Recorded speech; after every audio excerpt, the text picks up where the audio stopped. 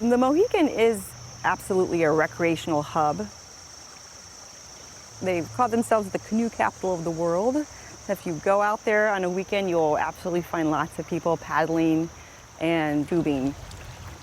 Part of what draws them is the clean water and the beautiful scenery. It's a hilly landscape with lots of these deep gorges that stay pretty cool, full of ferns and springs. There are areas that are just really magical.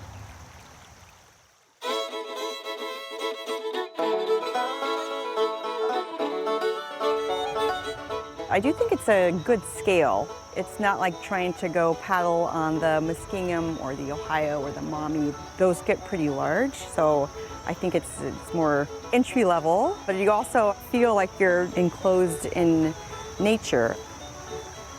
Rivers sometimes are really hidden, and that's a good thing as far as we're concerned, that they're surrounded by woods.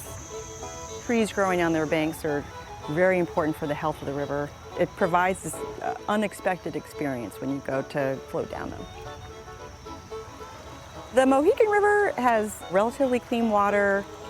One of the important features is actually what's in the stream bed. You know, the size of the rocks that are there, and also having areas that are free of extra silt and sediments.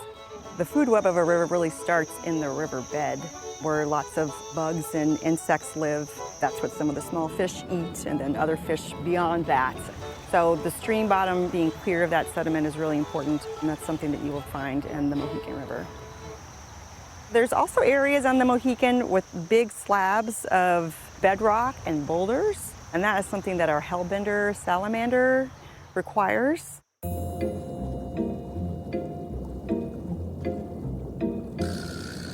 The hellbender salamander is up to 24 inches long, fully aquatic. It actually breathes in part through its skin, so it's very sensitive to pollution. It's not a large population in the Mohican, but the Mohican does support this endangered Ohio species.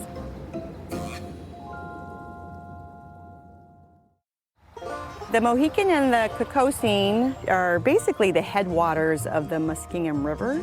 So they go on to form the Walhanding, and then the Tuscarawas to form the Muskingum River. What's interesting about the Mohican River is that over 500 square miles of land drains to it. So the Mohican River proper is only 20-some miles long, but then there's a lot of other branches that feed through it that flow through areas like Mansfield. Urban areas do contribute some pollution. It just changes how the water gets to the river. So as it's flowing off of concrete, it gets there faster and carries pollutants like dripped oil from a parking lot into the river.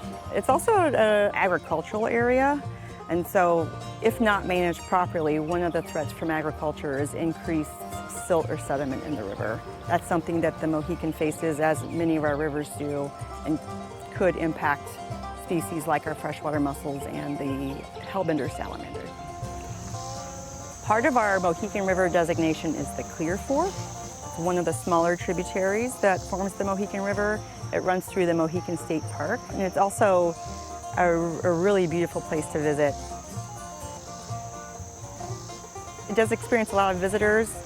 I don't know another river in Ohio that experiences more recreation. It's really important to a lot of people who spend summer weekends camping and paddling. It's, I think, very important to the regional community.